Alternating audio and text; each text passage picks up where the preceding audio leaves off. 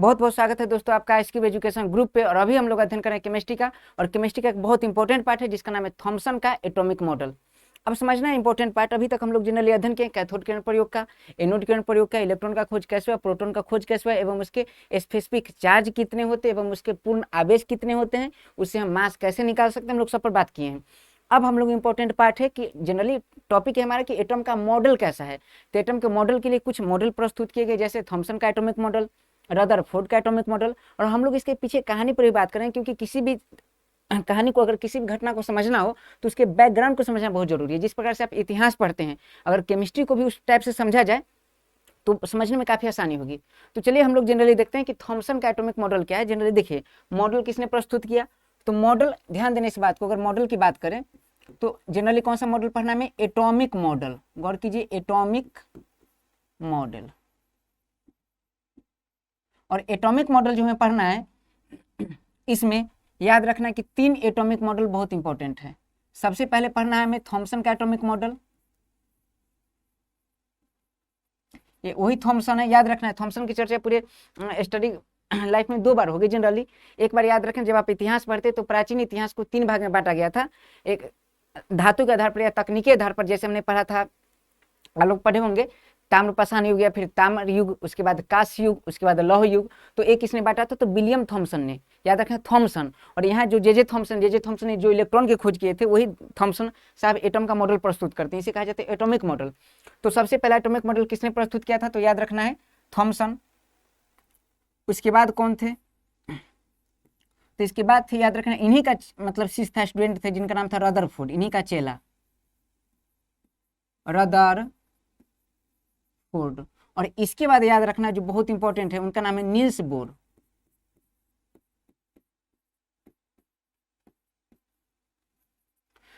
और जनरली हम लोग इन 3 टॉपिक को पढ़ लेंगे तो पूरा एटॉमिक स्ट्रक्चर समझ जाएंगे, क्योंकि इससे संबंधित बहुत सारी घटनाएं पढ़नी है, इससे समय बहुत सारी घटनाएं पढ़नी है। और उस घटना को समझने के लिए हम लोग इसके साथ ही साथ हम लोग वेव भी पढ़ेंगे, तरंग। बहुत आराम से समझिए। मतलब मैं आपको ये बताना चाहता हूँ कि जब आप एटॉमिक मॉडल पढ़ते हैं, थॉमसन का एटॉमिक मॉडल या फिर रदरफोर्ड का एटॉमिक मॉडल या फिर नील्स बोर का एटॉमिक मॉडल, तो ये तो बहुत इंडिपेंडेंट है, ये भी इंडिपेंडेंट है, तो इनको समझा जा सकता है बड़ा आसानी से। लेकिन नील्स बोर के एटॉमिक मॉडल को समझने के लिए हमें वेव भी समझना होगा, क्योंकि याद रखना, एक मैक्सवेल का क्वांटम थ्योरी पढ़ेंगे, एक मैक्सवेल का इंपॉर्टेंट जो इलेक्ट्रिक चार्ज का जो नियम है, या फिर कोई आवेश गति किस प्रकार से करती है, किस प्रकार से अपनी ऊर्जा का उत्सर्जन करती है, तो उसको जरूर समझना होगा, तभी हम इन आयाम को समझ सकते हैं। तो बहुत आराम से हम लोग एक बैकग्राउंड प्रस्तुत किए कि इस टाइप से इसे समझना है। और हम लोग बारी बारी से थॉमसन, रदरफोर्ड, नील्स बोर का अध्ययन करेंगे और बहुत आराम से, बहुत बारीकी से एक एक चीज पर गौर करेंगे। चलिए तो हम लोग टॉपिक स्टार्ट करते हैं, थॉमसन का एटॉमिक मॉडल। तो हमारा टॉपिक क्या है, जो थॉमसन का एटॉमिक मॉडल।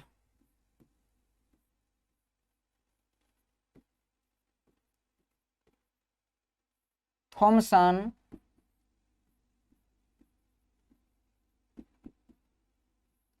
Atomic model.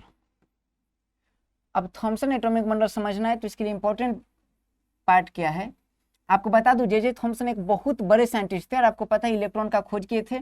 और बाद में आप पढ़ेंगे कि जो गैस का जो गतिकी सिद्धांत है, गैस सुचालक भी हो सकती है और गैस के आयतन को शून्य भी किया जा सकता है।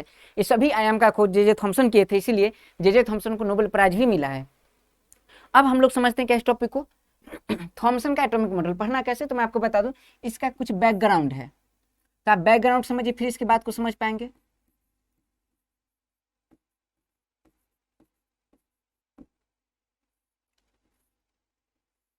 अब समझते हैं इसका बैकग्राउंड है क्या।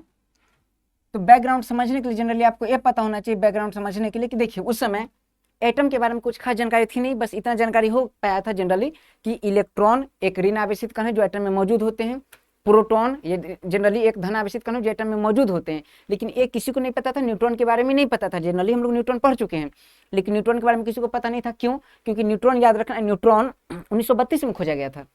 बस ये पता था कि किसी परमाणु के अंदर इलेक्ट्रॉन हो सकते हैं जो ऋण आवेशित कण है, प्रोटॉन हो सकते हैं जो धन आवेशित कण है, लेकिन इसकी स्थिति क्या है, ये परमाणु में कहाँ मौजूद होते हैं, ये बातें किसी को नहीं पता थी। इसलिए एक मॉडल दिया गया। देखिए जनरली हम लोग जब एग्जाम की तैयारी करते हैं तो हम लोग क्या देते हैं, एक मॉडल, जनरली मॉडल सेट खरीदते हैं, और वह मॉडल का एक प्रारूप होता है कि अच्छा एग्जाम में इसी टाइप से सवाल आएंगे। इतने ऑब्जेक्टिव होंगे, इतने सब्जेक्टिव होंगे, और इस हिसाब से क्लासिफाइड होगा पूरा सिलेबस, पूरा क्वेश्चन पैटर्न। तो हम लोग एक मॉडल देखते हैं। हम लोग क्या है, जब मूर्ति जाते हैं खरीदने तो मूर्ति खरीदने से मॉडल देखते हैं। तो मॉडल क्या है, तो मॉडल एक बिल्कुल याद रखना, ग्लोब क्या है, तो ग्लोब एक प्रकार का मॉडल है पृथ्वी का। उसी प्रकार से परमाणु कैसा होगा इसका उन्होंने मॉडल दिया। परमाणु के अंदर इलेक्ट्रॉन कैसे होंगे, परमाणु के अंदर प्रोटॉन कैसे होंगे, इसका उन्होंने मॉडल दिया थॉमसन ने। तो जनरली याद रखना, जब ये रिसर्च कर रहे थे, और इन्हीं का स्टूडेंट था रदरफोर्ड। तो जब ये रिसर्च कर रहे थे तो रिसर्च करते टाइम इन्हें 3 बातें पता चली। संभावना, देखो पता चलने का क्या मतलब, संभावना। जैसे हम लोग कहते हैं ना कि कुछ हुआ, कोई घटना घटी, तो 3 बातें हो सकता है, या तो गोली यहाँ से चली होगी, या तो गोली वहां से चली, या फिर गोली ऊपर से चली, गोली नीचे से चली। हम लोग इस स्थिति तक पहुंचते हैं जनरली उस घटना को देख के। उसी प्रकार जब थॉमसन साहब जब रिसर्च कर रहे थे तो उन्होंने एक मॉडल देखा। उन्होंने सोचा कि 3 बातें हो सकती हैं, 3 संभावनाएं बनाई। पहली संभावना जो बनाए, गौर करना ठीक से, उन्होंने कहा कि जो एटम होते हैं, जो एटम होते हैं, इस एटम में मान लीजिए एटम है, तो इसके अंदर ये तो जाहिर सी बात है, इसके अंदर पॉजिटिव चार्ज होंगे, निगेटिव चार्ज होंगे। इसके अंदर पॉजिटिव चार्ज होंगे, निगेटिव चार्ज होंगे, पॉजिटिव चार्ज होंगे, निगेटिव चार्ज होंगे, पॉजिटिव चार्ज होंगे, निगेटिव चार्ज होंगे, फिर पॉजिटिव होंगे, फिर निगेटिव होंगे, फिर पॉजिटिव होंगे, फिर निगेटिव, फिर पॉजिटिव, फिर निगेटिव, फिर पॉजिटिव, फिर निगेटिव। समझना इस बात को। और ये जो पॉजिटिव निगेटिव पेयर बना के रहते हैं, जोड़ा बना के रहते हैं, पेयर बना के रहते हैं, पेयर बना के रहते हैं, पेयर बना के रहते हैं, पेयर बना के रहते हैं, पेयर बना के रहते हैं, पेयर बना के रहते हैं, पेयर बना के रहते हैं।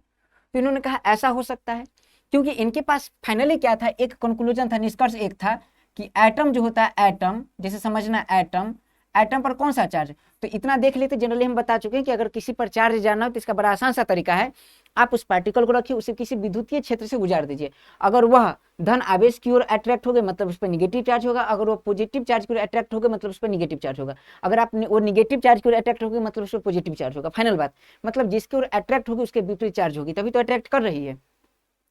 तो जनरली इससे क्लियर होता है, जब एटम को एक याद रखना है कि एक क्षेत्र से गुजारा गया प्लस और माइनस, इस फेज से एटम को गुजारा गया था, एटम किसी और विक्षेपित नहीं, ना तो प्लस की ओर गई ना तो माइनस की ओर गई। साफ साफ है कि एटम ब्रह्मचारी है, मतलब वह न्यूट्रल चार्ज है, उस पर कोई चार्ज नहीं, उस पर चार्ज 0 है। ये बात क्लियर थी। अच्छा, चार्ज 0 होने का साफ साफ ये मतलब है कि उसके अंदर मान लीजिए एटम पर चार्ज 0 है और उसके अंदर इलेक्ट्रॉन है, प्रोटॉन है, इसका साफ साफ मतलब है कि दोनों की संख्या समान होगी, तभी तो बैलेंस करके रखे। जैसे मान लीजिए पंजा लड़ रहे हैं ऐसे, और एक का हाथ जनरली न मेरा हाथ गिरा ना उसका हाथ गिरा, मतलब दोनों तरफ से समान बल है। उसी प्रकार याद रखना, ना प्लस चार्ज है ना माइनस चार्ज है, मतलब दोनों तरफ से समान चार्ज है, तभी तो एक दूसरे को न्यूट्रल करके रखी है। तो फाइनल बातें पहुंची कि एटम क्या होता है, एटम जो है वो क्या होता है, विद्युतः उदासीन होता है। विद्युतः उदासीन होता है मतलब इलेक्ट्रिकली न्यूट्रल चार्ज होता है एटम पे। तो परमाणु कैसा होता है, उदासीन होता है। इस बात को देख लेते हैं, परमाणु कैसा है, उदासीन, विद्युतः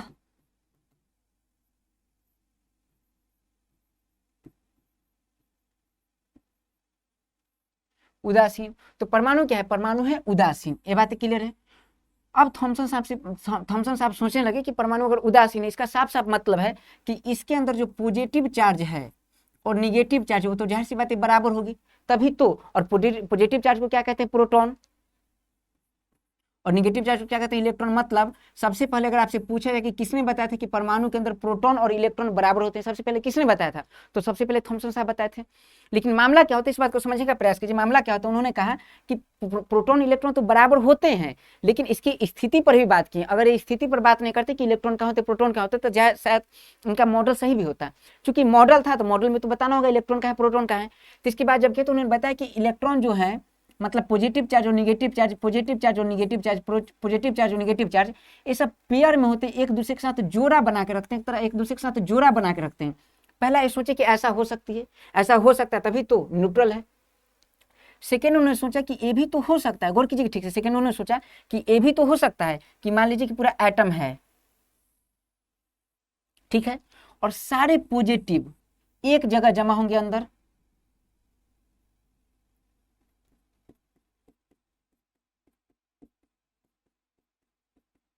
और सारे निगेटिव इधर होंगे। याद रखना, मैं नहीं कह रहा हूं कि थॉमसन साहब ने मॉडल मान लिया। जैसे हम लोग कई बार ना संभावना लगाते हैं, जैसे कुछ घटना घट जाती है तो हम संभावना लगाते हैं कि ऐसा हुआ होगा, ऐसा हुआ होगा, ऐसा हुआ होगा, इट माइट बी पॉसिबल। तो हम लोग ऐसा सोचते हैं कि ऐसा हुआ होगा। बिल्कुल थॉमसन साहब सोच रहे कि ऐसा हो सकता है, या तो ऐसा हो सकता है, नहीं तो ऐसा हो सकता है। मतलब उन्होंने ये भी सोचा कि सारे पॉजिटिव एक जगह जमा होंगे और सारे निगेटिव एक जगह जमा होंगे। इन्होंने ये भी सोचा। फिर फाइनली बात वो तीसरा बात इस पे पहुंचते हैं, वो ये भी सोचते हैं कि अच्छा हो तो ये भी सकता है तीसरा पॉइंट। पहला पॉइंट देखिए थॉमसन साहब पहला पॉइंट ये कहते हैं कि परमाणु अगर, याद रखिए न्यूट्रल है, परमाणु अगर विद्युत उदासीन है, इलेक्ट्रिकली न्यूट्रल है, विद्युत उदासीन है, इसका मतलब साफ साफ है कि प्लस माइनस तो भैया बराबर है, तो प्लस माइनस तो बराबर है, प्लस माइनस तो बराबर है, लेकिन प्लस माइनस बराबर है तो है कहाँ, तो ये उन्होंने सोचा कि ऐसा हो सकता है कि प्लस माइनस एक दूसरे को जोड़ा बनाए, क्योंकि प्लस माइनस को खींच के रखेगी तो एक साथ रखेगी तो जोड़ा बना के रह जाएगा, इस बात को समझना है। उन्होंने कहा कि ये भी तो हो सकता है कि सारे प्लस एक जगह केंद्र में जमा होंगे और सारे माइनस साइड साइड से चारों तरफ बंटे होंगे, चारों तरफ से बंटे होंगे, ये हो सकता है। उन्होंने सोचा कि ऐसा भी तो हो सकता है कि याद रखना है कि जैसे पूरा एटम है, पूरा एटम है, और याद रखना यूनिफॉर्म, यूनिफॉर्म मतलब होता है एक समान। जैसे मान लीजिए बेडशीट है और बेडशीट पे मेरे पास 1000 मतलब 1000 10 का नोट है, 1010 का नोट है, और मैंने क्या किया 1010 का नोट ऐसे करके बिछा दिया पूरा, ठीक है, और उसके बाद उस पर एक का सिक्का कहीं कहीं मैंने फेंक दिया।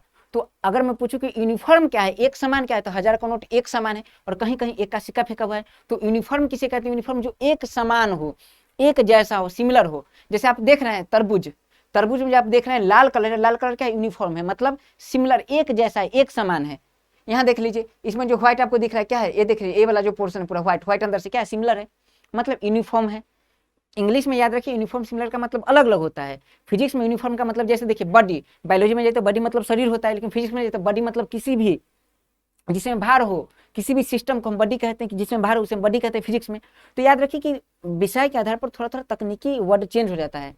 उसी प्रकार से देखिए तो उन्होंने कहा थॉमसन साहब कि जो एटम है, एटम के अंदर मामला क्या है, तो एटम के अंदर जो धन आवेश है इस प्रकार से यूनिफॉर्म रूप से, इस प्रकार से, इस प्रकार से, इस प्रकार से, याद रखना है इस प्रकार से पूरा में फैले होते हैं, पूरा में फैले होते हैं क्या, प्रोटॉन, धन आवेश पूरा में फैले होते हैं, धन आवेश ऐसे यूनिफॉर्म पूरा में फैले होते हैं। लेकिन लेकिन लेकिन जो इलेक्ट्रॉन, इलेक्ट्रॉन कहीं कहीं कहीं कहीं ऐसे ऐसे धसे होते हैं। बस याद रखिए तीन उन्होंने सपोज किया, तीन पॉसिबल कहा कि ऐसा हो सकता है, ऐसा हो सकता है, ऐसा हो सकता है। क्या क्या हो सकता है, पहली बात है कि प्लस माइनस पेयर में होंगे, दूसरी बात है क्या हो सकता है, प्लस बीच में होंगे और माइनस चारों तरफ होंगे। तीसरा उन्होंने क्या कहा, तीसरा कहा कि जो तीसरा उन्होंने कहा कि धन आवेश जो है, धन आवेश वो एक आवेश होता है, यूनिफॉर्म ऐसे होता है, एक आवेश यूनिफॉर्म होता है, और दूसरा जो ऋण आवेश है उस पर कहीं कहीं कहीं कहीं गथे रहते हैं। आप देखिए बिल्कुल, तो इसमें से थॉमसन का ये मॉडल जो सोचे थे सही सोचे थे, उन्होंने लगभग करीब सोचे थे, लेकिन कहते हैं बदनसीबी, उन्होंने सारा रिसर्च किया और फाइनली वो ऐसा सोचे कि कहीं हो ना हो, क्योंकि देखिए ये चीजें ठीक है, लेकिन इसमें वो सोचे कि निष्कर्ष क्या निकले, वो निकाले कि अगर ऐसा पेयर वाला होता मामला तो याद रखना है कि a neutral, a neutral, a neutral, a neutral, a neutral, a neutral, a neutral, a neutral, और न्यूट्रल जब हो जाए फाइनली तो याद रखना है ऐसा भी तो हो सकता है, न्यूट्रल कैसे होगा, ए माइनस इस प्लस को भी तो खींच सकता है। तो उन्होंने कहा कि ए पर्पस ठीक नहीं है। इस पर उन्होंने सोचा कि सारे प्लस एक जगह में, सारे माइनस एक जगह जमा है, तो मामला ए कैसे हो सकता है कि माइनस माइनस के साथ रहे, संभव ही नहीं। तो उन्होंने कहा ए नकार दे कि ए नहीं हो सकता, और उन्होंने कहा फाइनली यही हुआ होगा कि प्लस पूरे में फैला हुआ है और माइनस एक जगह है, प्लस पूरा में है और माइनस कहीं कहीं गथा हुआ है, और इन्होंने फाइनली कहा कि यही जो सपोज है यही सही है। और इसी के आधार पर बिल्कुल अगर इस स्ट्रक्चर को देखें तो आप पाएंगे कि तरबूज सेम टू सेम है। जिस प्रकार से देखिए सारा धन आवेश है, उसी प्रकार से उन्होंने कहा कि तरबूज में, बिल्कुल तरबूज में देख ली तो सेम, जितना प्लस आपको जो लाल कलर दिख रहा है, रेड कलर दिख रहा है, रेडिश रेड कलर, उस पर गौर करना है। रेड कलर जो आपको दिखाई दे रहा है वो क्या है, तो पॉजिटिव को दिखाता है, पॉजिटिव चार्ज को। अच्छा, जो निगेटिव है, जो ब्लैक कलर का जो बीज दिखा रहा है, बीज सीड्स, वो क्या है, निगेटिव चार्ज को दिखा रहा है, माइनस, माइनस दिखा रहा है इलेक्ट्रॉन को, और पॉजिटिव दिखा रहा है प्रोटॉन को, प्लस को प्रोटॉन को। इस बात को समझने का प्रयास कीजिए, सेम चीज बिल्कुल। तो वाटरमेलन में ऐसा है, इसीलिए याद रखना है कि अगर थॉमसन के मॉडल को क्या, कि थॉमसन के मॉडल को और क्या कहा जाता है, तो थॉमसन के मॉडल को वाटर मेलन मॉडल भी कहा जाता है। ठीक है, इसके बाद अगर बात करें कि देख लीजिए कहीं ना कहीं सेम चीज अगर देखें तो देखिए प्लम पुडिंग जो है, ठीक है, इसमें देख लीजिए जो कहीं कहीं का था, इसमें क्या काजू किशमिश मुनक्का छुहारा वगैरह सब होते हैं, जितना पिस्ता बादाम वगैरह सब होते हैं। तो जो आपको व्हाइट कलर दिख रहा है, और उसमें क्या है देखिए शीर्ष जुड़े, मतलब ये पुडिंग जुड़े हुए हैं, तो इसलिए इस मॉडल को प्लम पुडिंग मॉडल भी कहा गया, क्योंकि इसके जैसा शक्ल देख लीजिए, जो पूरा आपको व्हाइट कलर दिख रहा है, पूरा केक केक वाला जो सिस्टम दिख रहा है प्लम, वो याद रखना है पॉजिटिव को दिखाता है, और इसमें जो पुडिंग है वो निगेटिव को दिखाता है, प्लम पुडिंग, इसलिए इसे कहा गया plum pudding model. Plum pudding model. ठीक है, अब इसे समझिए, तो जब थॉमसन साहब इसे एक्सप्लेन कर रहे थे तो याद रखना विज्ञान उसे ही कहते हैं जो आप किसी को भी समझा दे, विज्ञान उसे कहते हैं। तो थॉमसन साहब ने लोगों को समझाने के लिए, समान लोगों को समझाने के लिए यही मतलब एग्जाम्पल का प्रयोग किया था, इसलिए इस आधार पर इसे वाटरमेलन कॉन्सेप्ट कहा गया, मॉडल कहा गया। तो ये हमारा इंपॉर्टेंट था थॉमसन मॉडल। लेकिन मामला इन्हीं के थॉमसन साहब के स्टूडेंट थे जिनका नाम था रदरफोर्ड, और रदरफोर्ड उस समय के बहुत मतलब महान रईस थे, बहुत रईस, बहुत पैसा था इनके पास, और इनका एक अपना सिस्टम था जहां पूरा रिसर्च होता था पूरा बढ़िया से। तो जैसे ही वो देखे तो रदरफोर्ड के दिमाग में बात खड़का कि अगर ऐसा है प्रॉपरली तो उसमें अल्फा किरण का खोज हो चुका था, अल्फा किरण का। तो उन्होंने कहा कि अगर अल्फा से आघात कराएं तो अगर सारा पॉजिटिव है, पूरा पॉजिटिव है, तो अल्फा तो सारा से टकरा टकरा के वापस हो जाएगा। ये बात उन्होंने सोचा और अपने स्टूडेंट को कह के, और याद रखें मैं सारा बात बताऊंगा क्या क्या कहानी इसका है भी, उन्होंने अपने स्टूडेंट से कहा, बोल के कहा कि एक काम करो, इस पर अल्फा किरण से अटैक करवाओ। जब अल्फा किरण से अटैक करवाए तो मॉडल कुछ और मिला, और लगा कि नहीं बिल्कुल ये मॉडल बिल्कुल गलत है। इसीलिए याद रखना है कि थॉमसन का एटॉमिक मॉडल है, और थॉमसन के एटॉमिक मॉडल को नकार दिया गया, और इसके बाद न्यू कॉन्सेप्ट आता है जिसे कहते हैं रदरफोर्ड का एटॉमिक मॉडल। अगर आप उसे समझेंगे तो फिर मामला आपको और क्लियर हो जाएगा। चलिए दोस्तों, तो इसी ऊर्जा के साथ, इसी उमंग के साथ हम अगला टॉपिक में मिलते हैं जिसका नाम है रदरफोर्ड का एटॉमिक मॉडल। जय हिंद, जय भारत।